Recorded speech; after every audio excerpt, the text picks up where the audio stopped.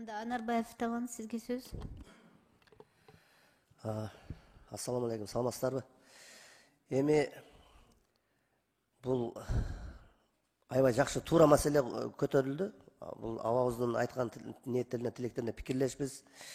Мени бирөө Кыргызстанды кыдырып чык деген жок. Себеби мен өзүм тойдо жүрөм, той алып барып жүрөм. Анан ошол тойго барганда тойдун ээси той берип атканда ыраазы эмес да. Эптеп эле ушул бир элге атаңдашуу менен өткөрүп коюш да. Бул мынчалык эле мындай элге алып чыкпастан эле, жарыя кылбастан эле мыйзам жазып туруп ушуну аткарылсын деп койсо деле болот эле негизи. Бирок талкуу болгону демократиялык өлкөдө жашагандыктан туура маселе деп ойлойм. Анан эми мына бул тойдун чектөөсүн 300га чейин деп коюптур, 200дөн 300га чейин деп. Ушуну бир эң ашып барса 150ге чейин болсо, азыр деле машиналар 3төн чыгат да ЗАГСкачы. Даже 2ден 1ден деле чыгып калгандар бар да, түшүнгөндөр. Ал негизи жарыялай кылып койгула дейт шариятыбыздачы. Эми биз исламий өлкө эмеспиз. Көп эле баягы чалчактап кеттик да туурасын айткандачы. Бул эң бир чоң маселе. Буюрса Кыргызстанды ошол 56 жерди кыдырып чыктым былтыр. Ошол кыдырган убакта кийин комментарийди эсептесек 15.000ден ашык комментарий болуптур. Ошолордун 96% тойго чектөө коюлсун.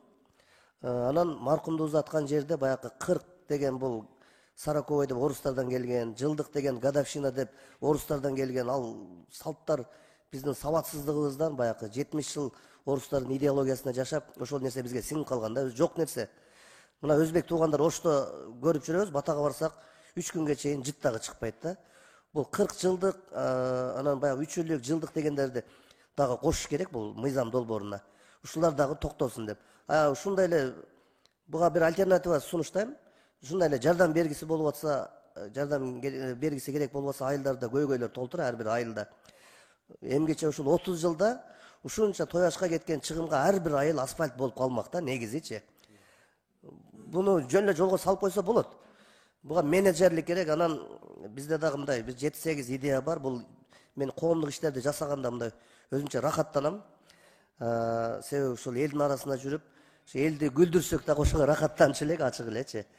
Анан жалпы ошол жогорку кеңеште бул каралып, дагы кичине акылдашсак, элдин пикирин толук мен ушул YouTube каналдан акырына кайрылуу кылып чыгаргам, эл ушундай болушун каалайт депчи.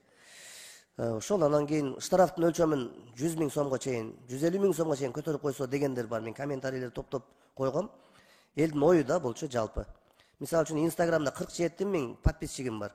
Ошолордун бүт комментарийлерин окусам, бир 2 адам жазыптыр, эмне ата бабабыз жасап келген салт депчи. Калган 96-97% токтосун, макулбуз деп атышат. Бул өтө чоң көйгөй. Курнамыз да бул жөн элечи. Ушуну колдойбуз, эми дагы сунуштар болсо беребиз. Өзүнүн ойлорубуз бар. Улукбек агайга дагы өзүнүн ойлорубузду жөнөткөнбүз, жөнөтүп турабыз дагы кошумча алымчаларды. Рахмат, негизи сиздерге рахмат ушуну колдогонуңуздарга. Бул элдин эң чоң глобалдуу маселеси десем болот да. Кичине сунуш айтып койсокчу. Кыска эле айтып коеюнчу. Тояшты 200дөн 300га чейин деп жазылыптыр да. Ошону мындай 20 баштап бир 150ге чейин эле деп койсо, кээ бири 50 адам чакырып эле той өткөргөндөр бар да. Буга биз 200дөн 300га чейин деп 200дөн 100 конок чакырса уят, 200дөн 300га чейин деп ойлоп калып атат да. Ошону 50 адам чакырып эле үйлөнгөндөр бар. Чындыгындачы. Ошол анан кийин айрыкча тойду токтото албагандар, кредит алгандар өтө көп да. Анан ушул көз өткөн жерде баягы эми кыргызбыз да, кошуна колоңдун үйүнө кичине тамак жасап коет. Көбүнчө эле мына өзбек туугандарды суюк тамак жасап коюп, азыр вообще кирбейт. Эл деле 95% кабыл алат да, эл даяр болуп калды. Муну көп созуштун деле кереги жок. Рахмат.